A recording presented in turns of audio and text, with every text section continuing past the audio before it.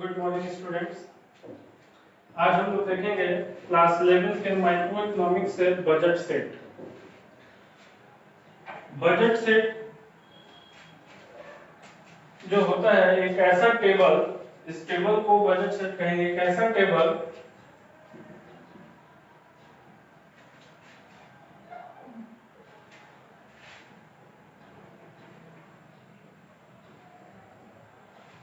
जिसमें दो गुड्स के उन कॉम्बिनेशंस को दिखाया जाए जिन कॉम्बिनेशंस को एक कंज्यूमर अपने इनकम और उनके गिवन प्राइसेस पे खरीद सकता है।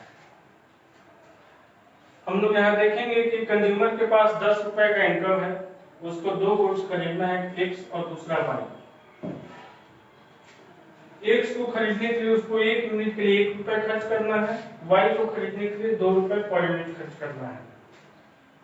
ठीक, तो अगर वो पहला कॉम्बिनेशन जैसे हम 10 और 0 का देखें कि अगर वो 10 रुपए एक्स पे खर्च करता है तो 1 रुपए के रेट से 10 रुपए यहाँ खर्च हो गया, तो वाई का एक भी यूनिट नहीं खरीद पाएगा। उसी तरह नीचे है कि 2 रुपए के रेट से अगर वो 10 रुपए खर्च करता है वाई को खरीदने में, तो 5 यूनिट खरीदेगा, 10 रुपए खर्च हो जाएगा, तो एक्स का एक भी यूनिट नहीं खरीदेगा। उसी तरह यहाँ देखिए ई का अगर वो दो ई कॉम्बिनेशन में एक्स का 2 यूनिट खरीदता है तो 1 रुपए के रेट से 2 रुपए खर्च हुआ, बाकी उसके पास 8 रुपए बचा, तो 4 यूनिट जो अगर वो वाई का खरीदेगा 2 रुपए के रेट से, तो 8 रुपए में उसका 4 यूनिट वाई का और 2 रुपए में एक्स का 2 यूनिट, यानी 8 और 2 10 रुपए में ये कॉम्बिनेशन बना।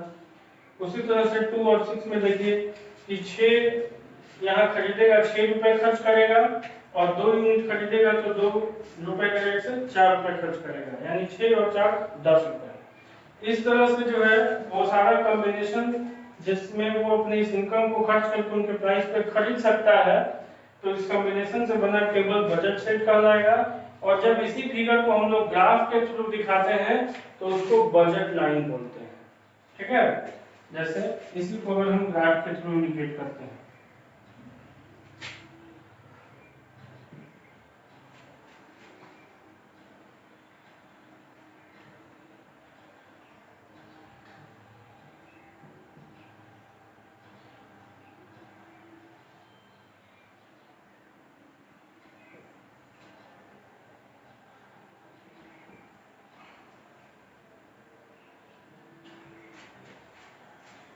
बजट सेट की इक्वेशन को इस तरह हम लोग इंडिकेट करते हैं, y यानी income is equal to price of commodity 1 into units purchase of commodity 1 plus price of commodity 2 into units purchase of commodity 2।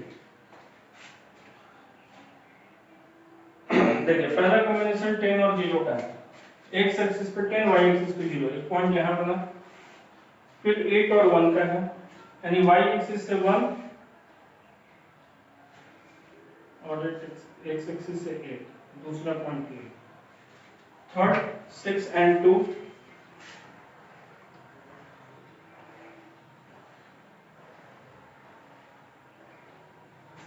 ठीक है। उसी तरह से 3 एंड 4 का है,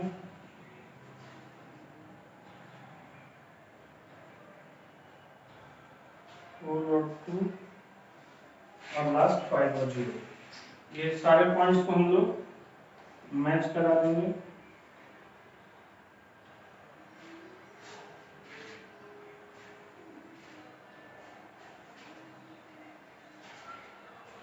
ये जो लाइन बना हम लोग का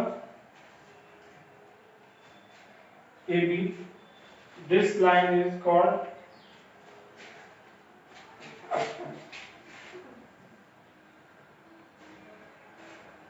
जो PQ लाइन बना, यही PQ लाइन हमारा होगा बजट लाइन।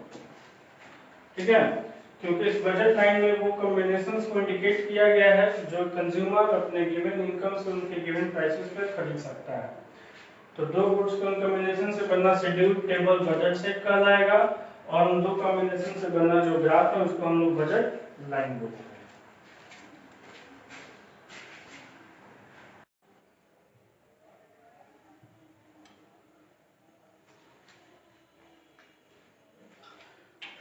बजट लाइन के मीनिंग के बाद हम लोग देखेंगे बजट लाइन में होने वाले चेंज के बारे में। बजट लाइन में दो तरह का चेंज होता है, एक बोलते हैं रोटेशन और दूसरा बोलते हैं शिफ्टिंग। रोटेशन का मतलब हो गया कि जब ग्राफ में कोई भी लाइन या ग्राफ जो है किसी एक एक्सिस की तरफ से अपना पोजीशन चेंज करे तो उसको रोटेशन कहेंगे, और दोनों एक्सिस की तरफ से पोजीशन चेंज हो तो उसको शिफ्टिंग कहेंगे। जैसे यहाँ इस सब ग्राफ में देखिए दिखाया गया है, एक तरफ इसका पोजीशन कांस्टेंट है, सिर्फ दूसरी तरफ इसका पोजीशन चेंज हुआ है। यहाँ भी देखिए एक तरफ पोजीशन कांस्टेंट है, सिर्फ दूसरी तरफ पोजीशन चेंज हुआ है, तो इसको हम लोग रोटेशन बोलते हैं। और जब दोनों ही एक्सिस से पोजीशन चेंज हो जाता है तो इसको हम लोग शिफ्टिंग बोलते हैं। तो ये दो तरह का चेंज हो गया बजट लाइन में, एक रोटेशन और दूसरा शिफ्टिंग। अगर ये पोजीशन आगे की तरफ चेंज होता है तो उसको फॉरवर्ड बोलते हैं या राइटवर्ड बोलते हैं, और अगर पीछे की तरफ चेंज होता है तो उसको बैकवर्ड और लेफ्टवर्ड बोलते हैं। रोटेशन का जो मेन कॉज होता है वो होता है change in price of only one commodity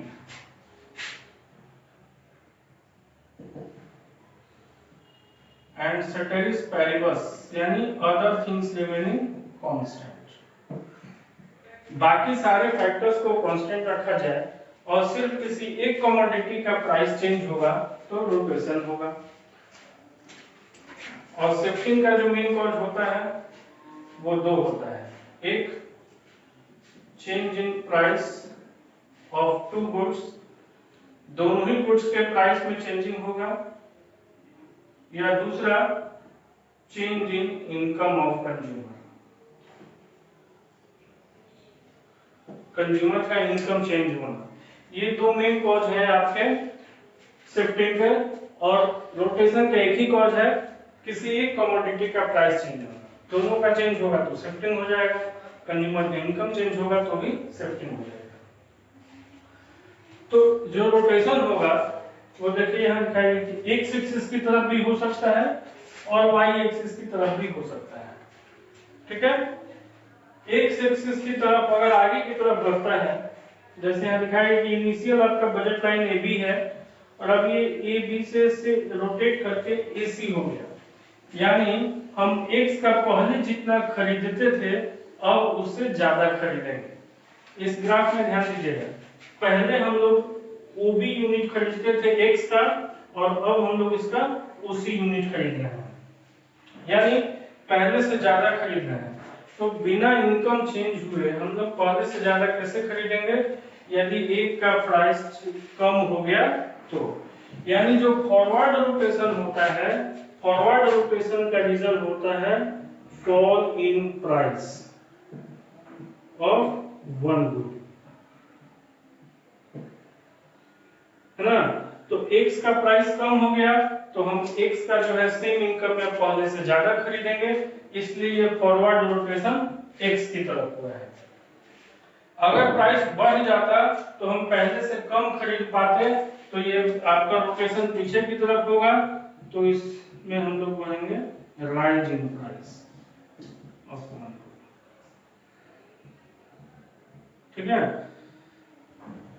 ये तो बैकवर्ड रोटेशन का मेन रीजन हो गया किसी एक कमोडिटी का प्राइस बढ़ना, फॉरवर्ड रोटेशन का मीनिंग हो गया किसी एक कमोडिटी का प्राइस घटना। ठीक, उसी तरह y एक्सिस पर अगर हम लोग फॉरवर्ड रोटेशन होता है तो इट मींस कि y कमोडिटी का जो प्राइस है वो घट गया है, और बैकवर्ड रोटेशन का मतलब कि y कमोडिटी का प्राइस बढ़ गया है। यानी यहां हो गया fall in price of good y, यहाँ होगा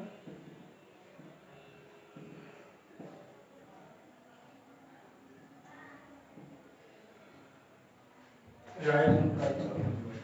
ठीक है, तो प्राइस बढ़ जाएगा तो सेम इनकम में हम पहले से कम खरीदेंगे, तो बैकवर्ड रोटेशन हो गया। शिफ्टिंग में देखिए, अगर आपका दोनों ही गुड्स का प्राइस घट जाता है तो दोनों गुड्स को हम एक साथ पहले से ज्यादा खरीदेंगे, तो ये आपका राइटवर्ड शिफ्टिंग हो जाएगा, यानी fall in price of both goods, या प्राइस आपका चेंज नहीं हो लेकिन इनकम बढ़ जाए तो भी आप दोनों ज्यादा खरीद सकते हैं, राइज इन इनकम, है ना। उसी तरह लेफ्टवर्ड शिफ्टिंग का मतलब कि आप दोनों ही गुड्स आप पहले से कम खरीद रहे हैं, तो पहले से कम कब खरीदेंगे, यानी दोनों का यदि प्राइस बढ़ जाए तो rise in price of both goods, दूसरा डिक्रीज इन, ठीक है। तो दो तरह का चेंज होगा बजट लाइन में, एक हुआ हमारा रोटेशन, दूसरा हुआ शिफ्टिंग। रोटेशन का मेन रीजन होता है किसी एक कमोडिटी का प्राइस में चेंजिंग आना, बाकी चीज कांस्टेंट होंगे। सेटलिस्ट वेरिएबल्स का मतलब other things remaining constant. Shifting का मतलब हो गया कि दोनों एक्सिस से पोजीशन चेंज होना, यानी इसका मेन कॉज होगा या तो दोनों ही गुड्स का प्राइस चेंज हो जाए या कंज्यूमर का इनकम चेंज हो जाए। अगर किसी एक कमोडिटी का प्राइस घटता है तो जिसका घटेगा उस तरफ फॉरवर्ड रोटेशन होगा, अगर एक कमोडिटी का प्राइस बढ़ता है तो बैकवर्ड रोटेशन होगा, क्योंकि प्राइस बढ़ने पर परचेजिंग पावर कम होगा, हम पहले से कम खरीदेंगे। शिफ्टिंग में अगर दोनों ही गुड्स का प्राइस कम हो जाए तो परचेजिंग पावर दोनों गुड्स के लिए बढ़ जाएगा और दोनों गुड्स का हम पहले से ज्यादा खरीदेंगे तो राइटवर्ड शिफ्टिंग हो जाएगा। इनकम बढ़ जाए तो भी हम कांस्टेंट प्राइस पे दोनों को ज्यादा खरीदेंगे तो राइटवर्ड शिफ्टिंग होगा।